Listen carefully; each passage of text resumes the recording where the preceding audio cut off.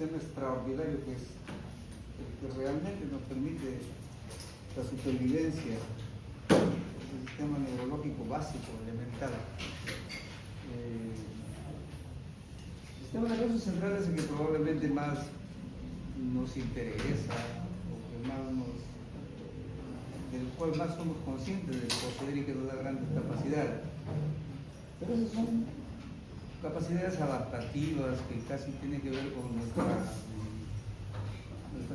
cultura, nuestro modo de vivir y algunos otros aspectos. Pero el que nos permite la sobrevivencia del sistema nervioso autonómico. Y por fortuna, como dijo Bertrand Russell, un filósofo y sociólogo extraordinario, dijo que casi como que decía, gracias a Dios que nosotros, el ser humano, no puede manipular este sistema neurovegetativo. Porque en verdad, cada uno dijo esto, pero en verdad si el ser humano pudiera manipular este sistema neurovegetativo, cometería las estupideces más grandes del mundo. Porque somos una raza, una especie rarísima, ¿no? Que nos gusta vivir al límite, sabiendo que hay algo riesgoso, que hay algo dañino, como que nos atrae. Entonces, ¿se imaginan ustedes que los programas televisivos que tanta barbaridad emiten? Hace mucho tiempo hubiese encontrado un medio de entretenimiento en el cual no demorarían en salir tanto cabeza vacía por ahí, por ejemplo, a mostrar cómo paralizan su corazón, cómo incrementan su temperatura a libre albedrío, a libre antojo, poniendo en riesgo su vida, pero por hacer el espectáculo saldrían a lucirse, ¿no? Es igual como lo que hacen ahora, pues, se filman, por ejemplo, caminando sobre alturas tremendamente peligrosas, y ellos están felices ahí exponiendo su vida. Eso es psicopático, jóvenes, no crean que es normal. La gente que actúa así son psicópatas, realmente psicópatas.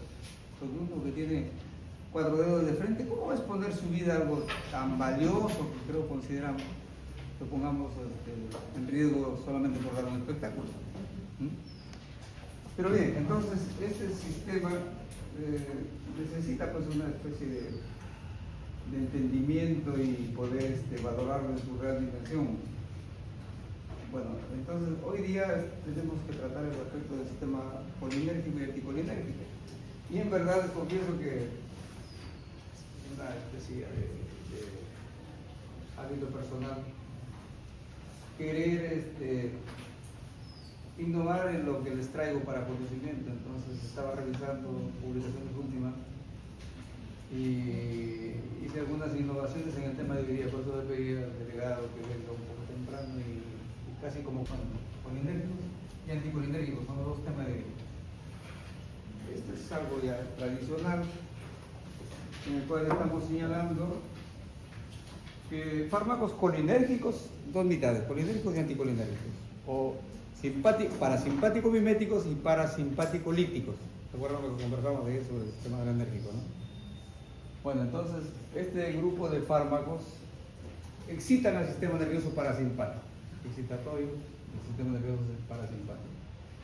Y como un resumen funcional, hablemos de generalidades, las fibras nerviosas se llaman colinérgicas a todas las que participan en la activación del sistema parasimpático. Y tiene un neurotransmisor único, la acetilcolina. Y tiene todas las funciones del parasimpático las induce la acetilcolina. Pero ¿por qué no podemos usarlo como fármaco, como si utilizamos la adrenalina, que es un neurotransmisor adrenérgico, fisiológico, natural, pero también lo usamos como fármaco? La acetilcolina no la podemos usar porque su metabolismo es tan rápido, tan fugaz, que no permite mesoterapia.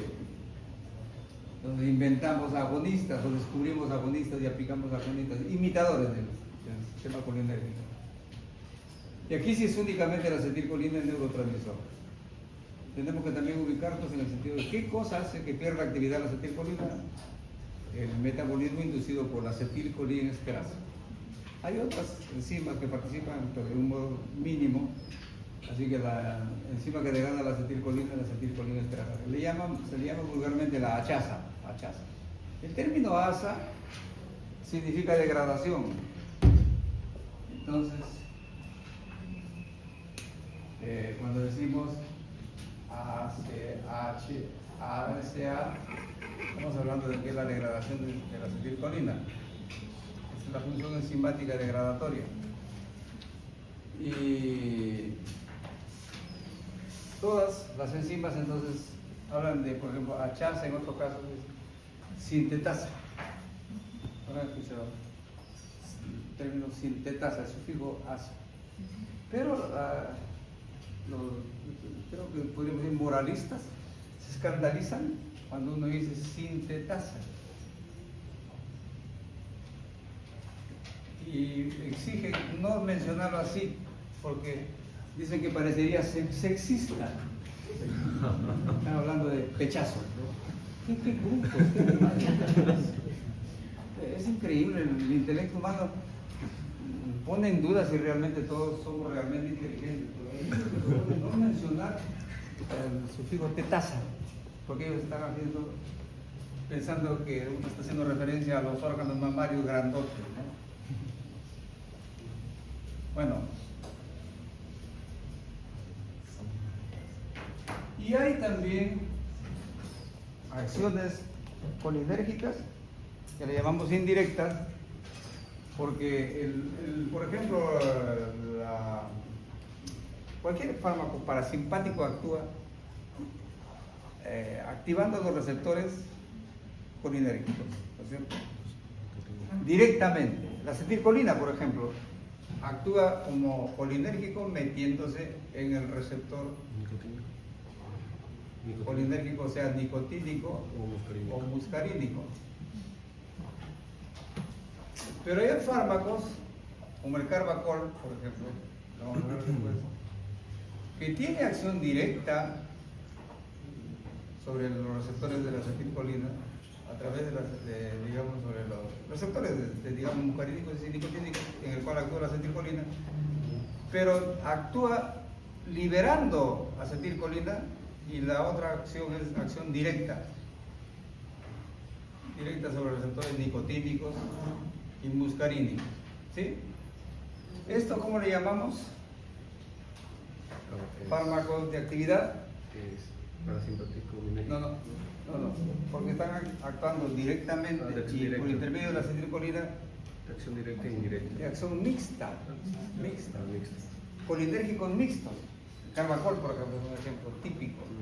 Tiene acción directa sobre los receptores sobre los cuales actúa la acetilcolina. No es que esté actuando a través de, perdón, estoy equivocándome. Directamente actúa sobre los receptores colinérgicos, nicotínicos y muscarínicos, igualito que haría la acetilcolina. Pero a la vez, ¿qué hace? Preserva a la acetilcolina y induce su liberación. Por eso es que entonces tiene acción directa sobre los receptores y a través de la acetilcolina. Estos fármacos se llaman entonces colinérgicos mixtos, acción mixta. En cambio, la acetilcolina es directa. ¿Sí? Esa es una diferencia que es importante reconocerla. Bueno, entonces, los fármacos que inactivan a la acetilcolina esterasa son los llamados anticolinesterásicos. Y muchos de ellos son importantísimos en la clínica médica, especialmente los que son responsables de la intoxicación colinérgica. Intoxicación colinérgica. ¿Hay musiquita por ahí? Bien. Y tenemos, como ya lo dijimos también en la clase anterior, receptores muscarínicos y nicotínicos. Hay 5 variedades de receptores muscarínicos, M1, M2, M3, M4, M5, y nicotínicos, 2 subvariedades, neuronal y muscular. ¿Sí? Es como un resumen funcional del sistema parasimpático. Aquí veamos rápidamente los receptores, su ubicación y su acción farmacológica. Entonces, los receptores muscarínicos tenemos, por ejemplo, el M1, que se ubican en los ganglios autonómicos, que pueden estar en el estómago o en el aparato gastrointestinal, digamos más ampliamente, en el sistema nervioso central. ¿Cuáles son las acciones de activar estos receptores que están en estas ubicaciones? Incrementar la secreción gástrica.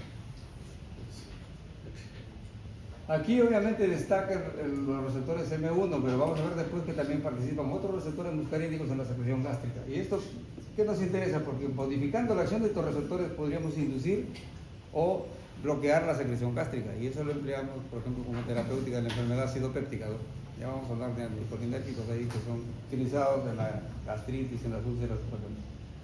Pero aquí hay un detalle, que esta es una información reciente que en verdad hay que compartirlo, que cada vez se ha logrado determinar con rigor que la función cognitiva, el intelecto humano, tiene que ver fundamentalmente con la activación y la presencia de receptores muscarínicos, particularmente M1.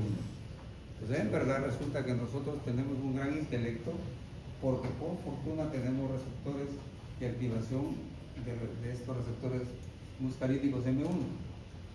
Y también por aquí podemos extrapolar, decir, si por ahí bloqueamos a lo mejor de manera sostenida, de manera no muy inteligente los receptores M1, probablemente estamos afectando la función cognitiva del ser humano.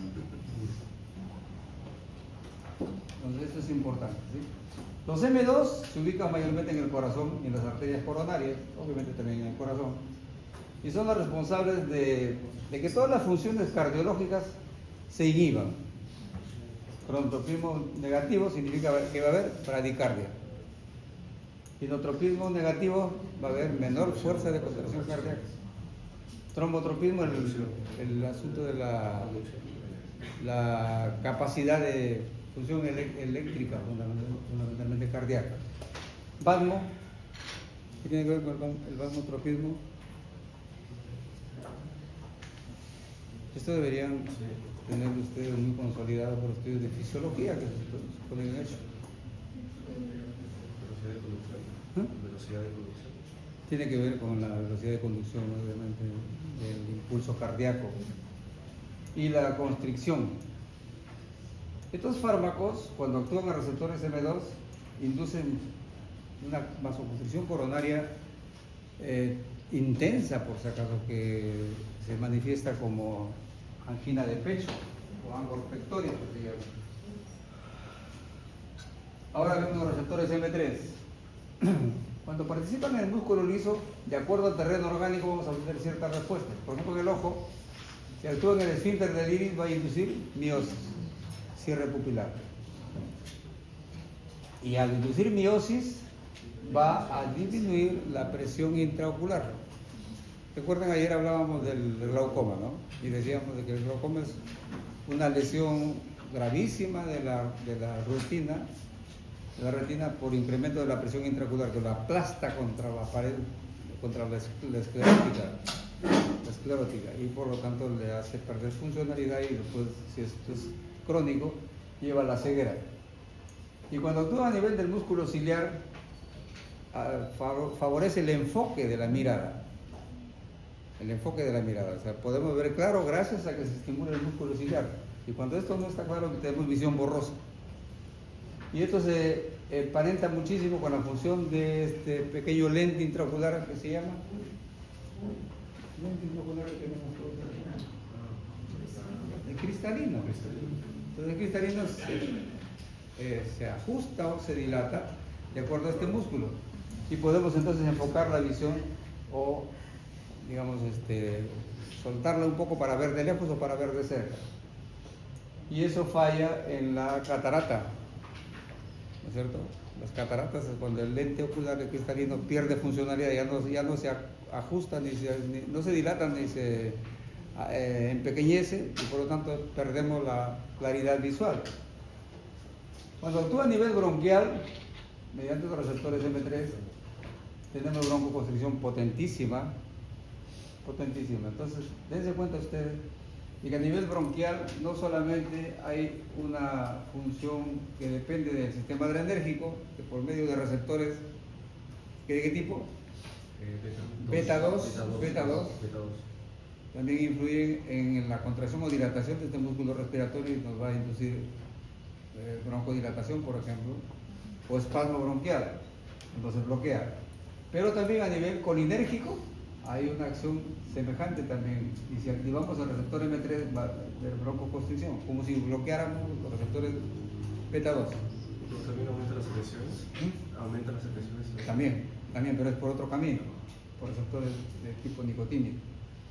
Ahora, en el aparato gastrointestinal se incrementa el peristaltismo y ocurre, por ejemplo, los espasmos intestinales, la parálisis intestinal, lo que es el ilio o la atonía intestinal.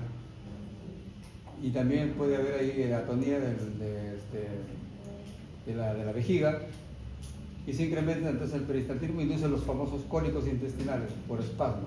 Se relajan los esfínteres, se contrae el músculo y se relajan los esfínteres. ¿Qué consecuencia tiene eso? Si se contrae el músculo y se relajan los esfínteres, evacuaciones frecuentes y fluidas, generalmente de tipo diarreico. En el aparato gastrointestinal se incrementa el peristaltismo ureteral y también se relajan los esfínteres.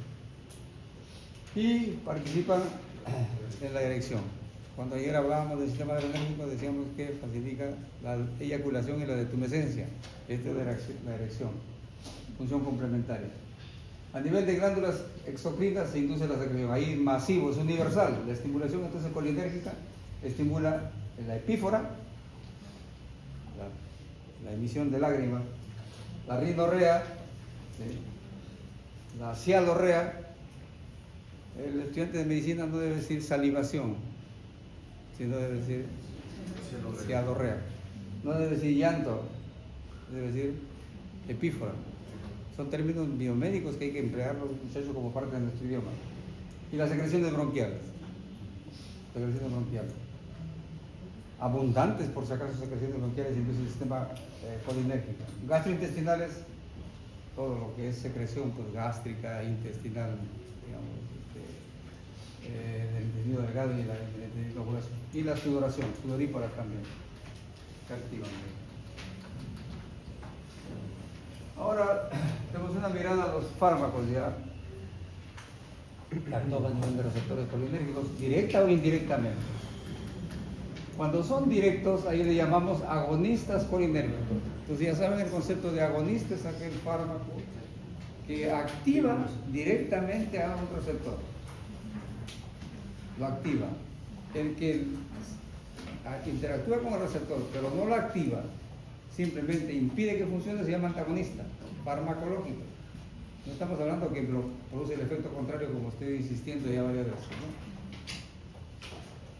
Ahí tenemos ésteres de la colina, algunos de ellos son naturales, la acetilcolina es natural porque se produce en nuestro organismo, no es sintético, y otros sintéticos que son todavía útiles en la medicina, como la metacolina, el carbacol y el betanecol. La metacolina se ha usado muchísimo, ahora cada vez menos, como prueba de hiperreactividad bronquial. ¿Qué pasa? Que cuando nosotros, en verdad, jóvenes, si encontramos un paciente que tiene broncoespasmo y nos parece un asma, no podemos estar seguros de que realmente sea un asma, simplemente decimos es un síndrome de hiperreactividad bronquial. Calificar de frente a un paciente de asma no es tan apropiado. Se tienen que hacer pruebas especializadas, ventilometría, por ejemplo. ¿Sí? No todo proceso broncoespástico es asma, por si acaso.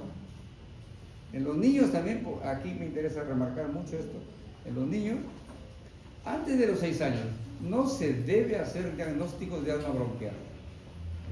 ¿Por qué? Porque la mayor parte de niños que hacen estados broncoespásticos antes de los 6 años de edad, muchos de ellos, o la mayor parte, después de los 6 años, desaparece completamente su problema broncoespástico. ¿Qué pasa? Que simplemente era problema de madurez inmunológica. Recuerden, el sistema inmunológico recién madura completamente en el ser humano a los 6 años de edad. Los 6 años de edad es una edad, en verdad, especial, ¿verdad? Se sabe también, por ejemplo, que el envejecimiento del ser humano, particularmente a nivel cardiovascular, empieza a los 6 años de edad. Muchas enfermedades que tienen que ver con el sistema inmunológico se instalan o desaparecen a los 6 años de edad. Es una edad bien especial. Y también sabemos que hasta los 5 o 6 años es donde se puede desarrollar con mayor dinamismo el intelecto humano. Si a nosotros no nos estimulan intelectualmente hasta los 5 o 6 años, les juro que después podrán meternos en los mejores colegios particulares, privados, universidades que quieran ustedes, exigentes, pero el nivel de aprendizaje nunca va a ser tan óptimo como cuando hubiesen recibido los estímulos previos hasta los 6 años de edad. Por eso los primeros 6 años de edad son claves, jovencitos, claves Y eso se conoce ya a nivel, digamos, mundial, de modo que hay países que favorecen de manera extraordinaria los procesos cognitivos, educativos en menores de 6 años de edad. Y es pésima esa costumbre de mandar al niño a centros por ahí recreativos, mantenerlos ¿cómo le llaman estos? Hogares para niños, solamente para que los padres puedan tener tiempo y trabajar o divertirse. Es una conducta francamente torpe, ¿sí? Y eso está demostrado hace tiempo, que los primeros 5 o 6 años de edad el niño debe estar con sus padres, o cuando menos con uno de ellos. No se justifica de ninguna manera tener hijos para mandarlos a los nidos hasta que vayan a la escuela y después que se haga cargo el profesor, que se haga cargo el colegio y después la universidad. Eso es huir de una responsabilidad que es tremendamente delicada. Noruega es tan importante esto que ¿saben lo que hace el Estado noruego? Como tienen todas sus estadísticas pues tremendamente perfectas, casi podríamos decir, saben qué pobladores tienen tal o cual edad, qué grupos poblacionales se han matrimoniado recientemente, cuántos están gestando y cuántos están ya, digamos, teniendo hijos. Los tiene todo en estadísticas muy serias, ¿no? Entonces ellos saben, para el año 2026 dice, vamos a tener varios niños que están en esta etapa de menores de 6 años, 5 o 6 años. ¿Y saben qué es lo que hacen? Como ahí todas las parejas trabajan, el Estado asume el pago como si estuvieran en su trabajo activo, les paga durante los 5 años, 5 años les paga gratuitamente, sin trabajar, pero a condición que se mantengan en su casa con sus hijos. Pero tienen que dar evidencias que están trabajando con sus hijos, tienen que dar pruebas de que han ido, por ejemplo, a acompañarlos a un parque, a un museo, a conciertos musicales, pero música, no estupideces como la que canta Bad Bunny, por ejemplo. Entonces, se dan cuenta, es otro mundo. Es un mundo que nos parecería, digamos, extraordinariamente loco, ¿no? Pero miren cómo valoran esa etapa etaria. Exigen a los padres que acompañen a sus niños durante 5 o 6 años de edad. Pero a condición pues, de que den evidencias. Entonces están dando filmaciones, pruebas de asistencia a estos eventos, para justificar que les estén pagando sin trabajar. Eso acá no se hace, pues aquí apenas nace un niño, inmediatamente lo meten al nido, ¿no es cierto? Lo meten al nido y se libera la madre y el padre del estorbo. Ya comienzan a jorobar otra vez. Llamada, hay una perdida. Llamada perdida. Bueno, entonces, esa edad es espectacular, jóvenes. Y si ustedes ya van a tener hijos, dedíquense a sus niños, háganle ese favor. No va a haber mayor favor en la historia de sus criaturas que haberlos acompañado, que haberlos tolerado, que haberles dado afecto, que haberlos alimentado por todo el pecho materno, que nunca deben interrumpir. Le van a hacer las van a dejar la mejor herencia a sus hijos.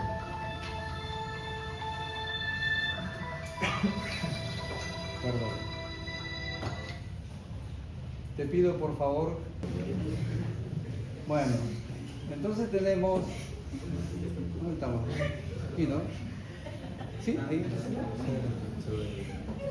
Tenemos los colinérgicos, que son los directos, los que actúan directamente en el receptor implicado, no lo hacen por vía indirecta, como los naturales tipos de acetilcolina. Y tenemos sintéticos, porque sabemos que la acetilcolina no lo podemos usar farmacológicamente.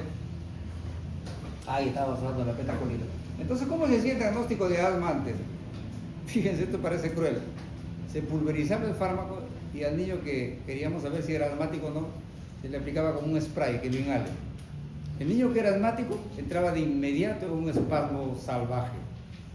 Ahí inmediatamente aplicarle adrenalina para recuperarlo. Era cruel, pero era una prueba de diagnóstico importantísima porque realmente detecta a los asmáticos, no es el broncoespasmo que puede ocurrir por irritación, por el humo, por ejemplo. Entonces la prueba de hiperreactividad bronquial.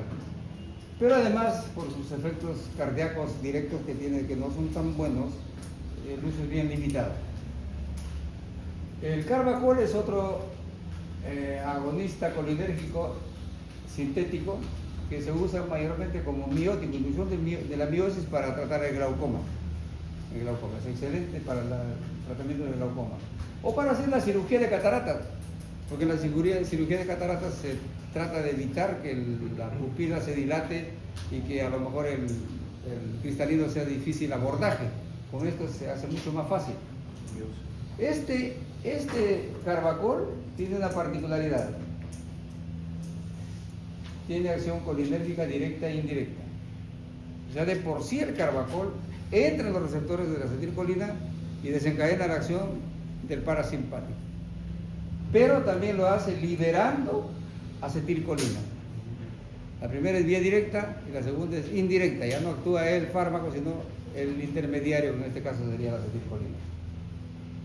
O sea, tiene un comportamiento también anticolinesterásico. Degrada la acetilcolina esterasa y por lo tanto preserva la acetilcolina. Un poco matemático es el asunto, ¿no? ¿Se dan cuenta? Voy a repetir dos veces. A ver, vamos a graficarlo. Yo puedo llegar a producir un efecto colinérgico de varias maneras. Utilizo un agonista directo, acetilcolina. Pero puedo tener otros fármacos que actúan directamente, como por ejemplo el carbacol. No es acetilcolina, pero se meten los receptores colinérgicos y estimula la función colinérgica. Pero el carbacol además tiene otro mecanismo. ¿Sí? El mecanismo indirecto. ¿Cómo lo hace? Inhibiendo a la acetilcolinesterasa. ¿Estamos? Si actúa directamente la acetilcolinesterasa va a degradar a la acetilcolina y listo, desaparece el efecto. Pero aquí, como se opone o degrada, perdón, a la acetilcolinesterasa, se preserva la acetilcolina y este es el que va a actuar. ¿Sí? Ese es el mecanismo indirecto. ¿Se entiende, no? Sí. La enzima, Por favor. la enzima. Entonces, no actúa directamente como la acetilcolina. Por un lado, perdón, actúa directo sobre los receptores colinérgicos. Acción directa. Pero la vía indirecta lo hace bloqueando la acetilcolinesterasa y por lo tanto preserva la acetilcolina, que es la que va a actuar aquí como intermediaria del carbacol. Así es. Bueno. El betanecol incrementa el metabolismo intestinal y vesical y se usa muchísimo por esta particularidad de incrementar el peristaltismo de la vejiga, no de la vesícula. La vejiga afecta la función urinaria. ¿Sí? Hay pacientes que hacen atonía vesical, se paraliza la vejiga y llega a contener a veces tal volumen urinario que les juro es como si, hasta como un volumen de un balón de fútbol se llena de orina. Y para peor, hay un espasmo del esfínter uretral y hay una retención urinaria que es terriblemente dañina para el paciente. Y como repito, se llenó como un globo. Esa es la atonía vesical. Eso ocurre frecuentemente, especialmente en la tercera edad. Muy bien. Alcaloides colinamiméticos. Ahí tenemos naturales, como la pilocarpina. ¿Por qué son naturales? Porque son productos vegetales, la pilocarpina. La muscarina. ¿Ustedes han leído Alicia en el País de las Maravillas? Ella entra a Alicia en un estado, digamos, alucinógeno, ¿no es cierto? ¿Por qué? ¿Qué había consumido Alicia? Un hongo, la manita muscaria, que tiene muscarina y que produce efectos colinérgicos notables. Alucina en un estado de intoxicación muscarínica, colinérgica. Bien, entonces estos son productos naturales. Y sintéticos, la ciclidina y la oxotremolina.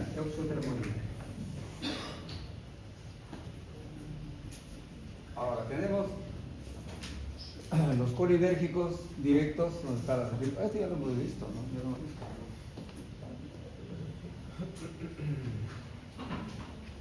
Aquí está. Los indirectos son los típicos anticolinesterácicos y que son particularmente importantes porque son causantes de efectos tóxicos. ¿Cómo actúan ellos como anticolinesterácicos? Pues, como estábamos aquí señalando respecto al carbaco. ¿Sí? Degradan a la acetilcolinesterasa y prevalece la acetilcolina y se potencia la acción colinérgica hasta un nivel tóxico, gravísimo, muchas veces mortal. Tenemos reversibles e irreversibles. Los reversibles incluyen a los famosos carbamatos. Estos son tóxicos, por si acaso podríamos decir venenos. Pero algunos se utilizan de un modo terapéutico, por ejemplo la fisostigmina, o también llamado eserina, la neostigmina, el hidrofonio, que todos estos productos se emplean para estas enfermedades, la miastenia gravis, la intoxicación atropínica, el hilio paralítico o la descurarización. La descurarización es el procedimiento que generalmente tienen que hacer los anestesiólogos. Los anestesiólogos, en su, digamos, trabajo, tienen que curarizar a los pacientes. ¿Qué significa curarizar? Inducirles una relajación muscular, pero universal. Creo que ya les he comentado. Para hacer una intervención quirúrgica, especialmente en cavidades corporales, por ejemplo, abdomen, el paciente tiene que estar prácticamente con la musculatura flácida al tope. Para que el cirujano pueda entrar al interior abdominal y trabajar con facilidad, porque si no hace la descurarización, la pared abdominal es tremendamente potente y resistente para manipularlo. No podría entrar el cirujano a buscar la vesícula, a buscar el apéndice, o hacer otra cirugía. La resistencia de la pared abdominal es intensa, jóvenes, intensa, no es posible vencerla. Entonces, por eso que el anestesiólogo tiene que curarizar al paciente. ¿Se acuerdan de la anécdota que les contaba de la succinilcolina, de la enfermera que le colocó a una paciente que tenía soporto séptico y que casi lo mata por paro respiratorio? Porque se equivocó, en lugar de ponerle succintato cloramfénico, le aplicó succinilcolina. La succinilcolina es un curarizante, relaja la musculatura, pues, la paraliza, incluso los músculos respiratorios. El paciente se puede morir. El anestesiólogo tiene que llevar al paciente a un nivel de curarización plena. ¿Y por qué no se muere? Porque está con soporte ventilatorio, pues. Si no, no podría hacerse la curarización. Pero ya pasado el acto quirúrgico, tiene que descurarizar al paciente, tienen que regresar su tono muscular. Así que para esto se usa la fisostigmina o la eserina. Revierte la curarización. El hilio paralítico, que es una complicación abdominal, la intoxicación atropínica y la miastenia gravis. La miastenia gravis es una enfermedad bastante rara, pero que es muy, muy seria, especialmente con interacción con otras sustancias como el alcohol. Una vez que el paciente se intoxicó con alcohol, se desencadena la miastenia gravis y el paciente puede morirse de inmediato por paro respiratorio, porque se aflojó, digamos, su musculatura de todo tipo, incluidos los músculos respiratorios como el diafragma, y se ahoga, entra en estado de apnea y muere. Es muy grave esa enfermedad y es una enfermedad genética. No tiene ningún otro tratamiento más que evitar estos factores que digo que llevan a la parálisis respiratoria particularmente, como el uso de alcohol. ¿Y qué están fallando ahí? Los receptores colinérgicos. Tiene un déficit de receptores colinérgicos ese paciente, es congénito, nació así. En mi vida nunca he atendido un caso de miastenia gravis, pero nos hicieron aprender cuáles eran los síntomas, cuáles eran los hallazgos clínicos, los exámenes de laboratorio que se podían hacer. Eso cuando pues, se daba la formación elefantiásica del estudiante de medicina, que ahora tratamos de corregir eso. Eso tendría que verlo el especialista, pues. Sí, porque un médico común no va a manejar el proceso complejo. Y les cuento este pacientito, creo que alguna vez les conté, no sé. Conocí un individuo que sufría de miastenia gravis y lo conocí aquí en Chiclayo particularmente, por Tumaco. una cooperativa Fandupe Vichayal, todavía me acuerdo. Y estos caballeros nos llevaban a para darles capacitación. Y por ahí había un ingeniero que llegaba también para apoyarlos en su producción agrícola, pero era más borracho el ingeniero, precisamente en su chapa le decían el coche bomba, que llevaba, paraba de bomba en bomba, ¿no? Y era gordo, llegaba con su camioneta. Y cada vez que llegaba se daban unas trancas miserables. Y a este señorcito se embriagaba de tal manera que por fortuna no se moría, pero mire, ya se había vuelto como un hábito. Y ya cuando se embriagaba, se dormía, era increíble. Tenía una carretilla especial, casi como un vehículo para él. Lo doblaban como se dobla una ropa, así.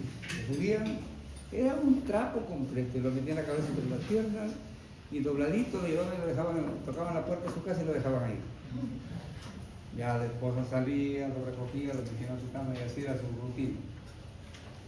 Pero ¿qué pasó? Pues en una ocasión ya la cosa fue un poco más seria en términos de trago, de ingesta de trago, y por ahí queda el canal timing.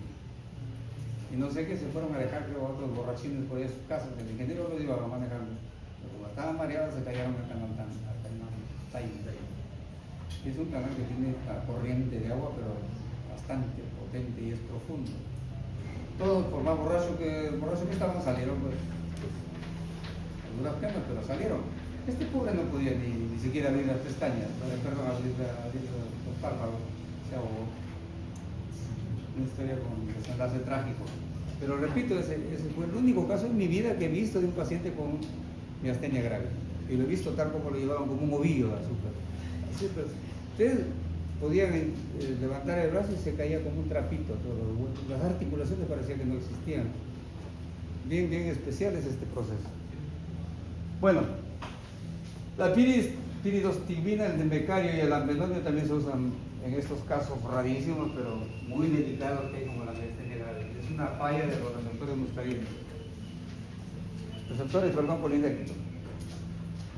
Tienen utilidad otros como insecticidas. Ahí tenemos pues, el Alticar, del cual están compuestos estos productos que se usan en la agricultura, el aminocar, etc. Y el famoso Propoxur, que tenía un nombre comercial Baigón, que lo usaban mucho en las casas para matar cucarachas, ¿sí? Para moscas, para hormigas. O sea, tienen ese uso como insecticida. Y estos anteriores, por si acaso, son reversibles, pero hay irreversibles a los cuales le llamamos órganos fosforados, que también se usan como insecticidas, por ejemplo, el paratión, el folidol, pentión, el malatium, el metamidofos, muy usado en la agricultura. Se usa pues para matar a las plagas que hay de la agricultura, varios productos agrícolas. Y han sido responsables y son responsables de muchos eventos de toxicidad, de envenenamiento humano. Por ejemplo, la intoxicación por órganos fosforados es un tema que vamos a tratar hoy día, al final una pequeña referencia. Pero algunos tienen utilidad clínica, incluso el recotiapato, por ejemplo, de este tipo, pero se usa para el glaucoma, entonces muy calculadas. Y otro ya de un uso canalla, como gases de guerra o nerviosos. Aquí está el famoso sarín, que ustedes no creo que lo hayan escuchado. Este fue un caso dramático de un ataque terrorista que se hizo en el metro de Japón, donde mataron a cantidad de personas, un grupo terrorista japonés soltó cápsulas con sarín, en los vagones y mataron pues, una barbaridad de víctimas ahí.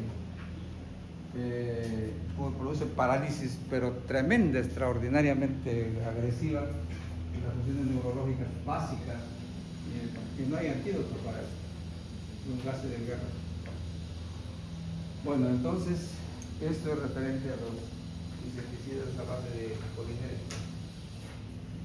Esto es lo que he hecho, el agregado que decía de la diapositiva que iba a presentar anteriormente, para remarcar los efectos cardiovasculares primarios de los colinérgicos.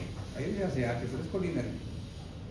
Primero, recordemos que uno de los fármacos más potentes como vasodilatadores que existen son los fármacos colinérgicos, ¿ya?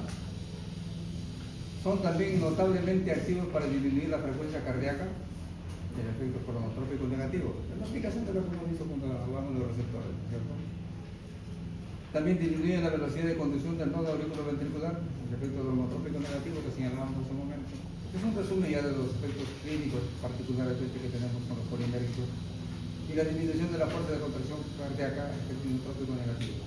Esto lo utilizamos terapéuticamente en una serie de usos especializados de estos preparados. Efectos respiratorios, recordemos, son potentísimos broncoconstrictores. Por eso que, repito, se usan en muchos casos de manera muy útil los anticolinérgicos broncodilatadores.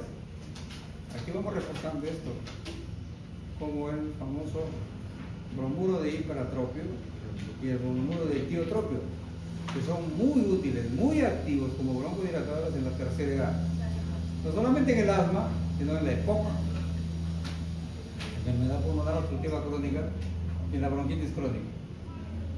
Inducen el aumento de la secreción traqueobronquial, o sea, hay una producción de flema, de expectoración notable en estos fármacos, y estimulan los quimioreceptores del cuerpo carotídeo y aórtico. Esto ¿qué tiene que ver? Con el tono vasomotor, con la presión arterial, con la ritmicidad del latido cardíaco, etc. En el tracto urinario favorecen notablemente la contracción del músculo detrusor. El músculo detrusor es aquel que cuando se contrae el paciente tiene taponamiento urinario y no orina, el globo vesical. Aumento de la presión miccional y aumento del peristaltismo uretral. El incremento del peristaltismo uretral y particularmente el ureteral es causante de uno de los dolores viscerales más severos que existen, el famoso cólico renal. Uno de los dolores más intensos que existe en la clínica médica es el dolor del espasmo ureteral, lo que ocurre en los cálculos urinarios. A propósito de los cálculos urinarios, jovencitos, solamente aquellos que están constituidos por carbonato de calcio pueden ser, entre comillas, podríamos decir, disueltos por estrategias médicas terapéuticas, pero después el resto, por favor, jóvenes, no estafen a la gente utilizando fármacos supuestamente maravillosos, especialmente de composición naturista, que dicen que rompen, muelen los cálculos y el paciente se libera de ese tipo de eventualidades, ¿no? No existe ningún fármaco que destruya cálculos, jóvenes, no engañen ni se dejen engañar. ¿Sí? Por favor. Ni tampoco crean en barbaridades dinosauricas, prehistóricas, de productos digamos, procedimientos naturistas. Les cuento, en una ocasión que me iba por ahí a capacitar por Concoles, por la parte alta de Jaén, encontré un recodo del camino porque estaba esperando la movilidad a dos personas, una mujer que estaba sentadita con cara pues, doliente, se notaba que estaba mal, y un profesor resultó siendo que estaba a su lado, que llegó y le dice, ¿qué hace? Se conocían, le dice, ¿qué hace señora usted? Acá, dice, está ahora, dice, ay, dice, profesor, estoy esperando carro porque me mata el cólico renal, sufro de cálculos y me estoy yendo a Motupe, porque tengo que llegar a que me coloquen a mí inyectable porque no aguanto el cólico renal.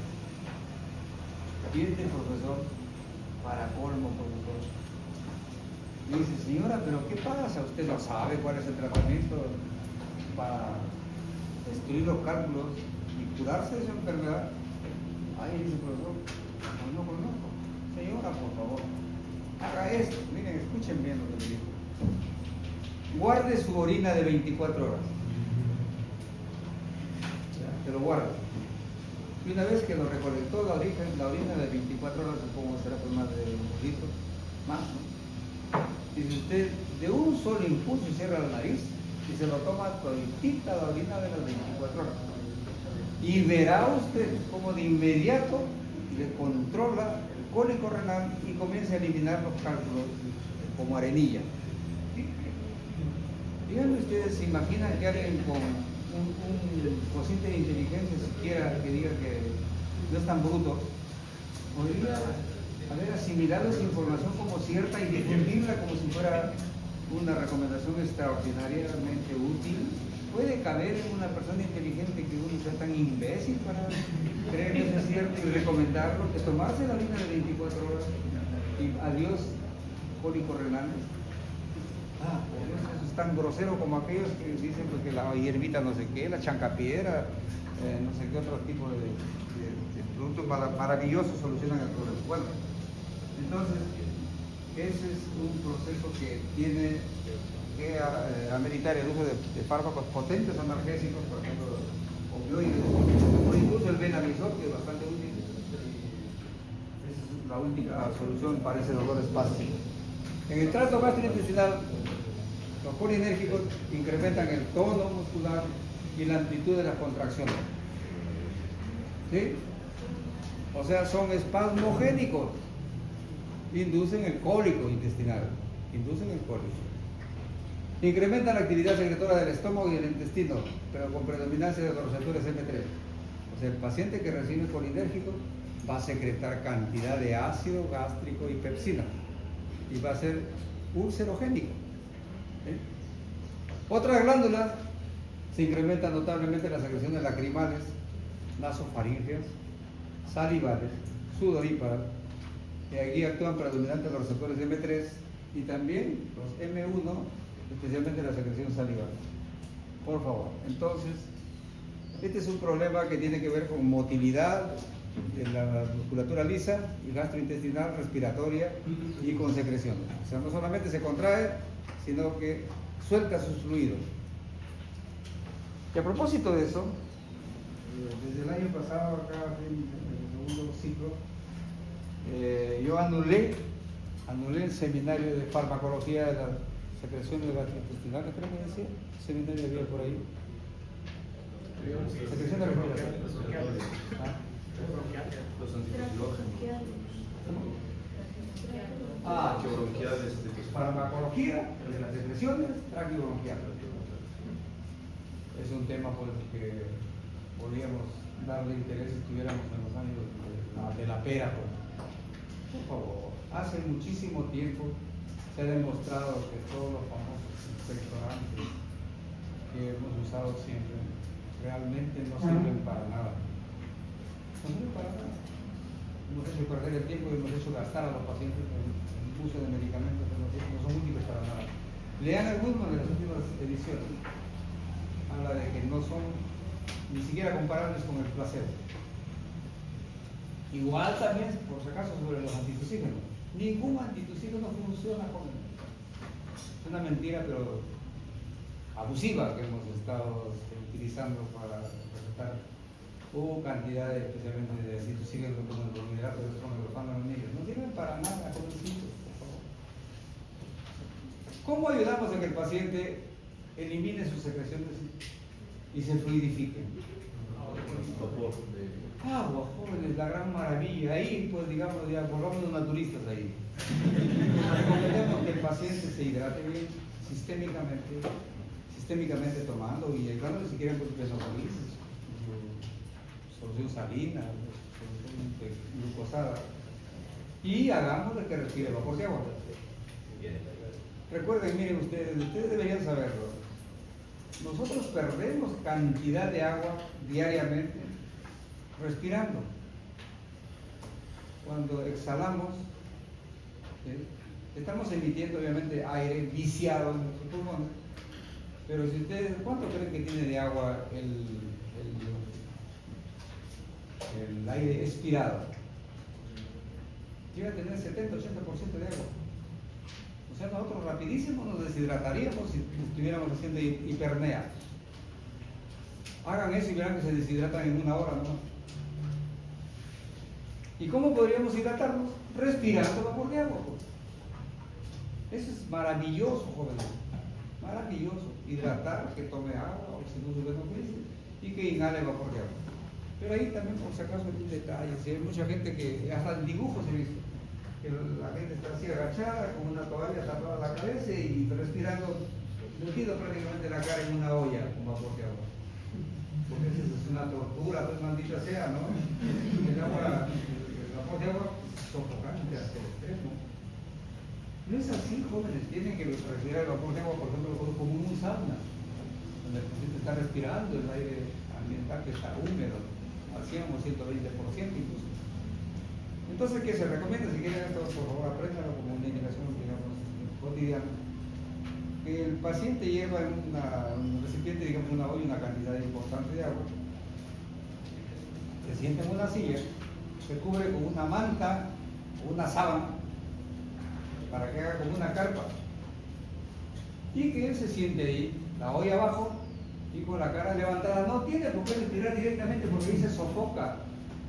Tiene que respirar el aire que se acumula en la parte alta, 20 minutos cuando menos. Eso es maravilloso, ¿verdad? El paciente afloja sus secreciones, comienza a expectorar con facilidad y se soluciona su problema. Entonces, por favor, ya desde ahora rompan los expectorantes que tengan en su casa, tírenlo por la ventana, sientan los enemigos para que ellos sigan o cualquier otra cosa. ¿Sí?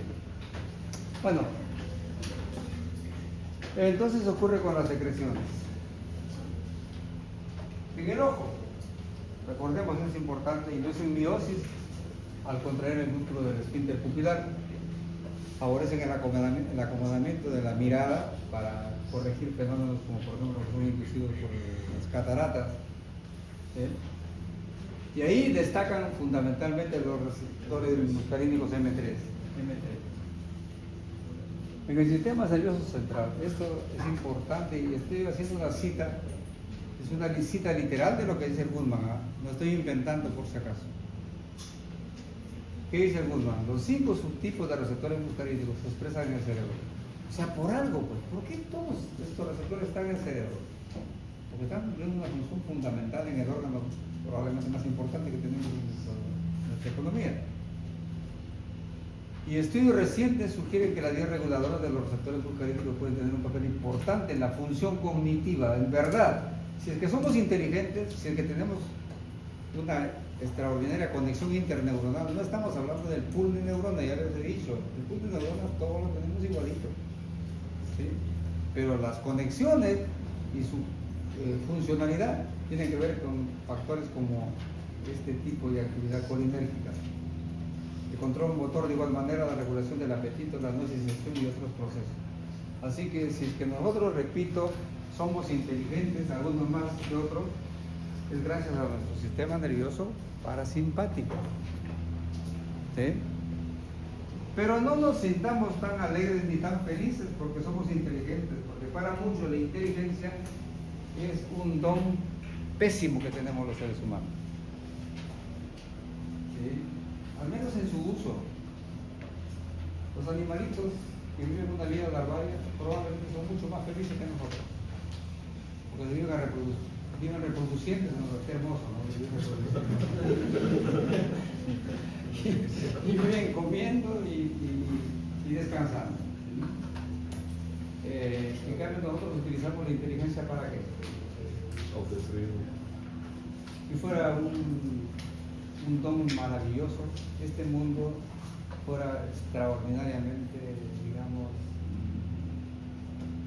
un don, un regalo de la naturaleza extraordinario, pero no, porque somos inteligentes, somos crueles, elaboramos planes miserablemente vengativos, matamos y herimos a nuestros congéneres con saña. Eso lo hacemos porque somos inteligentes. Ningún animal hace eso, ninguno. Actúan porque se defienden su alimento, tratan de sobrevivir y también defienden su territorio y dentro de su territorio su pareja. Nada más. Pero nosotros somos pues, miserablemente inteligentes. Es para muchos un don no tan espectacular. Bueno, entonces, ¿qué decimos de los colinérgicos como fármacos útiles en la terapia médica? Destacan en su rol del manejo del glaucoma, que ya lo hemos estado reiterando. en el hilo no obstructivo. Porque el hilo obstructivo, ¿cómo se manejaría? ¿Con medicamentos o qué? Cirugía. Cirugía, no hay opción. El hilo no obstructivo sí se puede resolver con colinérgico. En la atonía vesical, que es una real emergencia, real emergencia, eso puede ocurrir, por ejemplo, en los pacientes prostáticos. El paciente prostático, cuando hace uso, por ejemplo, del alcohol de manera excesiva, puede inducirse un cierre de la válvula uretral, y el paciente ya no micciona. Tiene que obligado colocarle una sonda para poder miccionar, y es un dolor fatal que tienen los pacientes con atonía vesical. Y el peligro mayor está en que, como no puede eliminarse por la uretra, regresa un reflujo renal. Y es el principal factor por el cual los pacientes prostáticos hacen insuficiencia renal. Se dañan los riñones. Entonces el hilo obstructivo se puede manejar con colinérgicos. La miastenia gravis, la intoxicación por atropínicos. Hay intoxicación por atropínicos todavía. Antes eran más, ahora cada vez es menos. Efectos colaterales tienen, pues ahí tenemos la bradicardia, por ejemplo, en pacientes lábiles cardíacos, esto es serio. Puede haber espasmo coronario y llevar a la insuficiencia coronaria, que es una emergencia real. Broncoespasmo, sí, que hace necesario a veces de terapias urgentes con uso de broncoespásticos, broncodilatadores. A nivel gastrointestinal, induce náuseas, vómitos, diarreas y cólicos. O hay relajación del esfínter vesical, por lo cual el paciente puede tener escape urinario. Como hay efectos en la acomodación de la vista, puede haber una visión lejana completamente borrosa y pueden tropezar, caer, tener accidentes. Hay diaforesis, cialorrea, y en la úlcera péptica. La úlcera péptica, por favor, puede desencadenarse a veces de manera abrupta con el uso de colinérgicos. ¿Sí? Muy bien, entonces esa es la parte que corresponde al colinérgico. Y hay contraindicaciones. Nunca usen, por favor, colinérgicos en un paciente que tiene bradicardia. Puede llevar al paro. ¿Sí? Por favor. Pacientes que tienen insuficiencia coronaria no se atrevan a usar también colinérgicos. No, porque puede llevarlo a una insuficiencia coronaria tremendamente grave. En el asma, tengan muchísimo cuidado. En el asma también desencadenamos una crisis asmática por la vía colinérgica, no por la vía antiadrenérgica, sino colinérgica. El hipertiroidismo también se agrava notablemente y las úlceras pépticas de igual manera. Si de por sí los colinérgicos pueden inducir úlcera péptica, si un paciente la tiene, agravamos el problema.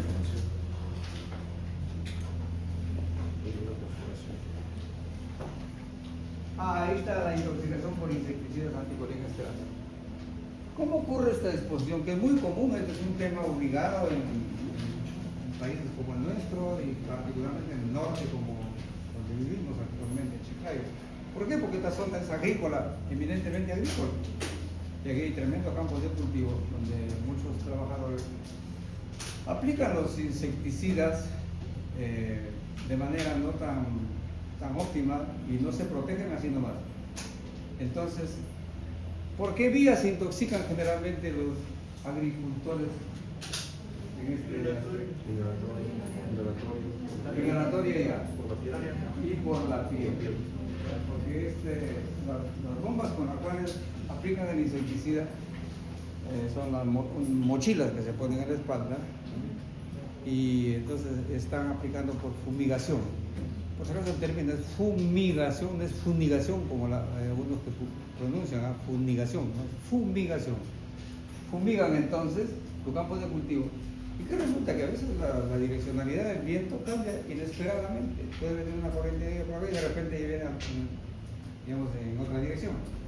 Y el rocío del tóxico es transportado por la corriente de aire. Entonces el campesino está irrigando su campo, sus plantas, y la corriente de aire lo lleva al insecticida y moja su ropa.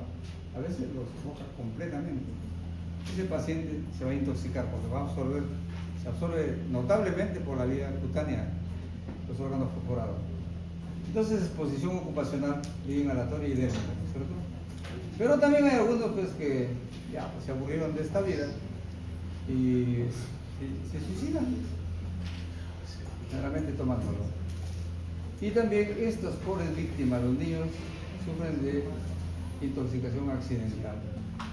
Esto en verdad, jóvenes, es un problema de responsabilidad absoluta de los padres de familia. Aquí hay una responsabilidad absoluta de los padres de familia, porque saben que muchos son tan torpes que guardan los insecticidas en qué recipientes. En botellas que generalmente se usan como por ejemplo botellas vacías de gaseosa o de otra cosa. El pobre niño cree que es la gaseosa lo que va a tomar y ingiere y se intoxica y a veces se muere así. Es irresponsabilidad de los padres, definitivamente. Y bueno, los suicidas ya pues, ¿qué vamos a hacer? Es su decisión. Y los trabajadores. Entonces, generalmente los servicios de emergencia, especialmente de los puestos periféricos, siempre están recibiendo pacientes intoxicados con órganos perforados. ¿Cómo llegan estos pacientes? Con síntomas muscarínicos y nicotínicos de intoxicación por colinérgicos. Y son diversos, pues, y también efectos centrales, ¿no? Los efectos muscarínicos son, miren, los siguientes: miosis, llegan con la pupila puntiforme, con dolor ocular intenso, porque incrementa la presión intraocular, congestión nasal, conjuntival, visión lejana, venida menos, dolor entre cejas, es un dolor muy especial, muy particular, lagrimeo, rinorrea, cialorrea, secreciones bronquiales, se ahogan incluso con sus propias secreciones, sudan con una sudoración excesiva, cólico intenso. A veces se ve como es como un reptar, se ve como un reptar de los movimientos espásticos intestinales en el abdomen del paciente.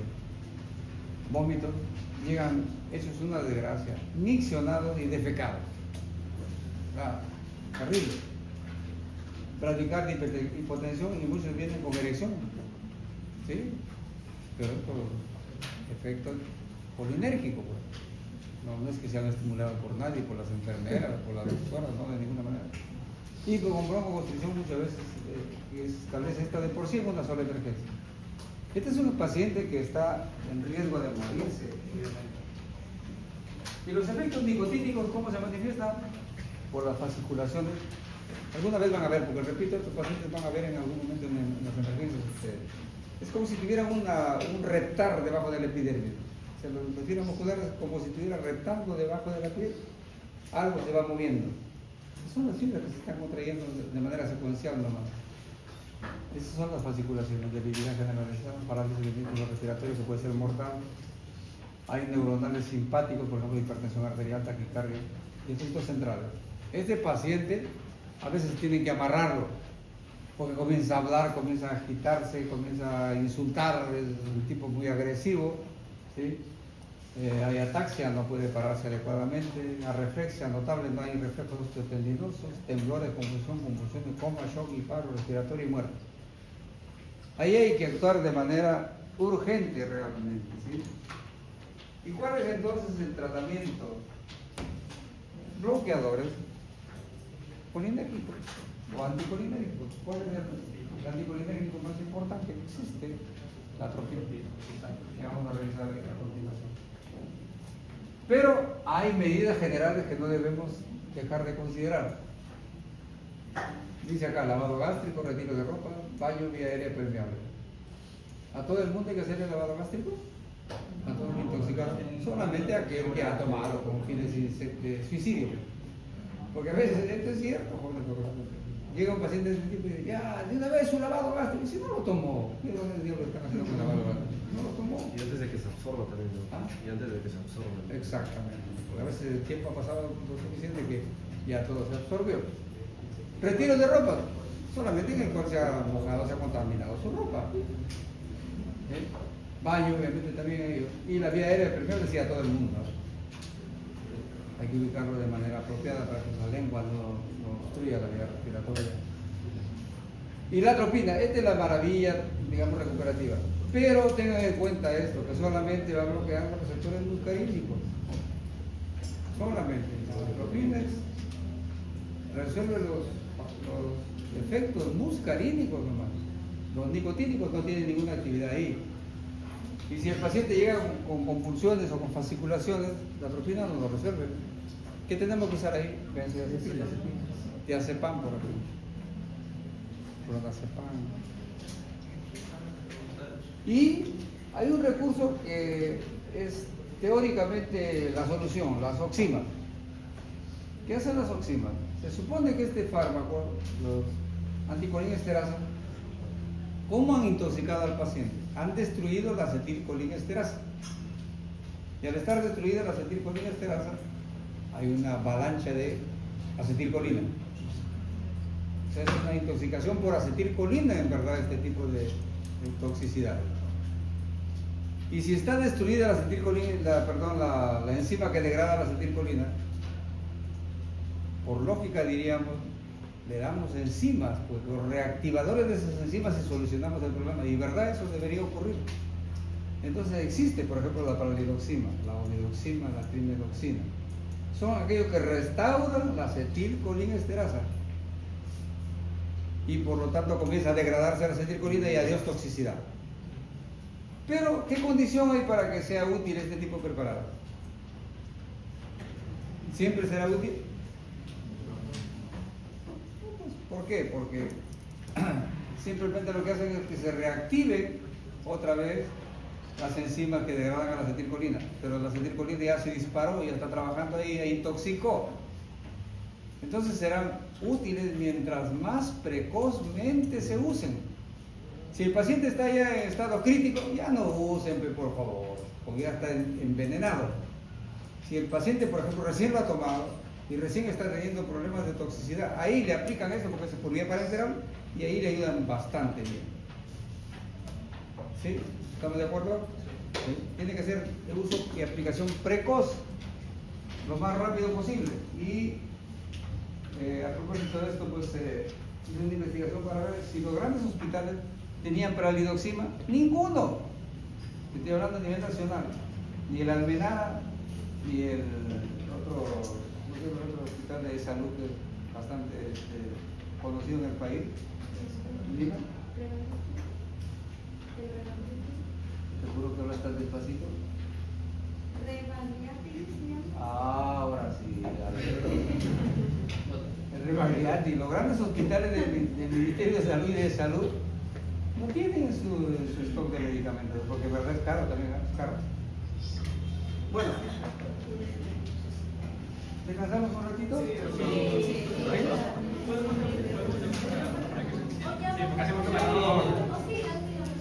Ya me